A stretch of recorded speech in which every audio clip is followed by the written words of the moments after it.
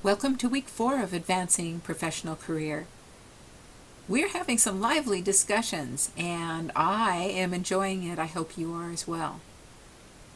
As we conclude week 3, we have been talking about organizations and journals and a number of activities, professional activities that really can inform where we most want to be or inform how better to be thoroughly embracing the career path we've already chosen in order to make the transition to maybe a more leadership role or something else that is desirable for us. So we're going to take another little turn here with week 4, and we're still getting ready for our first project with which is the membership, the professional membership. So you will provide evidence of your professional membership that you have just joined that supports your path forward. So it doesn't have to be a membership of something that you're currently doing. It should be something that is going to support what you want to do. And with it, a critical journal review. So you will review the journal, not an article in the journal, but with specific questions, review the critically review the journal that is attached to the professional organization to which you have now become a member. So that's due on the 7th, February 7th, and if we recall, then right up here we have the membership, critical journal review instructions, and the associated rubric. So that's in our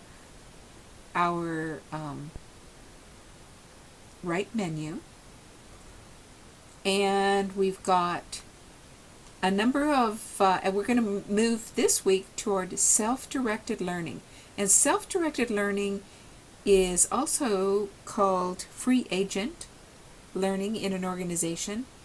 So let's talk about what self-directed learning is and what it is to be a free agent.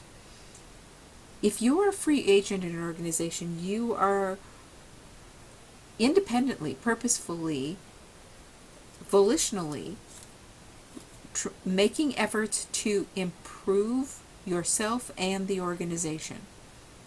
And you're doing so by doing work toward learning more about your position or some other position or about an issue that is a part of your profession in order to increase the knowledge, maybe solve a problem in your organization.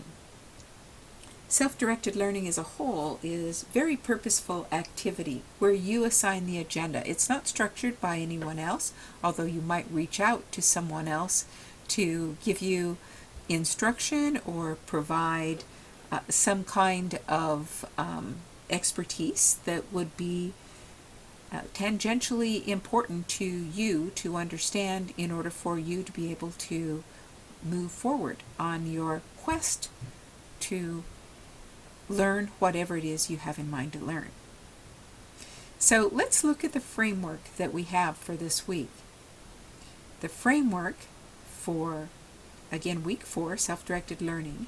Our objective is to reflect on self-directed learning and looking at full and moral purpose in change. So Cranton's going to specifically talk about self-directed learning in the workplace, and Fullen is going to add what we kind of want to use as a moral compass, that we want to make sure that as we reach out self-directedly, that we've provided for ourselves a moral compass and a grounding in a belief system and a sense of integrity. So in order to be effective, we have to have that moral compass. So as we're exploring Socrant and self-directed learning, or being a free agent, consider the strategies that are employed to develop self-directed learning. You have your own strategies because you've used self-directed learning most of your adult life, if not before. So consider whether self-directed learning can be actualized. By that I mean that you can reach a high potential, if not your highest potential, through self-directed learning. So how might we, as the leaders in our organizations, motivate or actualize our self-directed learning and self-directed learning among those that we influence, those perhaps that we lead? How do we do that? What strategies can we employ?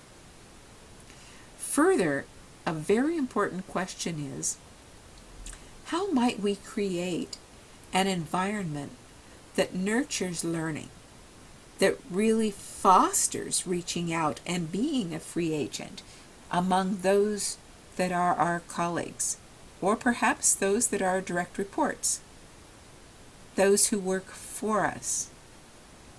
How can we help support, create that environment, that ecology that not only supports but nurtures and gives life to creative activity?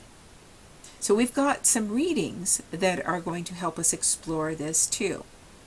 Two of those readings, actually one of them, the reading is Teresa Amable, that is How to Kill Creativity.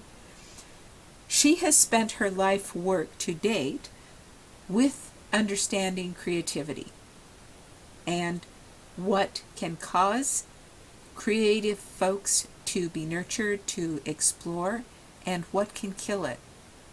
Interestingly, one of the things that she has found that is most likely to kill creativity is to offer an incentive. Yeah, that's right. Offering an incentive can certainly foster any kind of ambition or competition, but creativity is its own stew of interesting exploration that is negatively influenced by offering a reward. So it's important to understand what supports and what really is counterproductive to a creative environment. So that's going to be in some Business Harvard Review publication, and you'll be able to find that on our website. I'll show you in just a moment. Then we have a couple of YouTube videos that are very interesting. One of them, Creating Autonomy in a Supportive Work Environment, that's John Stolk, and another one, and I don't quite remember the name, that is Sir Ken Robinson, that is also, I believe, a TED Talk, that is talking about a learning environment and supporting your career passion. Yes, just exactly what we want to do, isn't it? So those are two very fascinating and entertaining YouTube videos that I encourage you to take a look at. And I've got an article that actually I wrote that is from my own dissertation work, and it discusses a construct of congruous autonomy, considering what it is that would bring together all of those things, those characteristics that are important to an individual, such that he or she is choosing a path forward that is a path so strong that he or she can't not do it, that it becomes really a part of identity in order to pursue this endeavor. So take a look at that research, and again, it's congruous autonomy is the name of that construct. So our activity for this week, is going to discuss what it means to be a self-directed learner or free agent in an organization, and what are the strategies employed to develop self-directed learning. Define and describe your own moral purpose or your own moral compass in leading and learning. So that's in our planned activity. Our pedagogical activity is going to actually discuss congruous autonomy. So that's what we're going to do, as well as getting ready for our first project due February 7th, professional membership selection and critical journal review. So let's take a look. We've got a framework we just discussed. Congruous autonomy, self-directed learning is the article I just told you about. Ken Robinson, Bringing Learning Revolution, and Creating Autonomy Supportive Learning Environments, both are TED Talks. How to Kill Creativity, and this is Teresa Amable. And then our planned activities, self-directed learning and a moral purpose in leading. And then we've got our Pedagogy Forum, and let's just check on that. Our Pedagogy Forum is for this time to discuss congruous autonomy and what might lead to congruous autonomy in your own professional life. What might be a profession or a career path that you can't not do, that is really a part of who you are? All right, and so that is our week 4. I'm looking forward to it.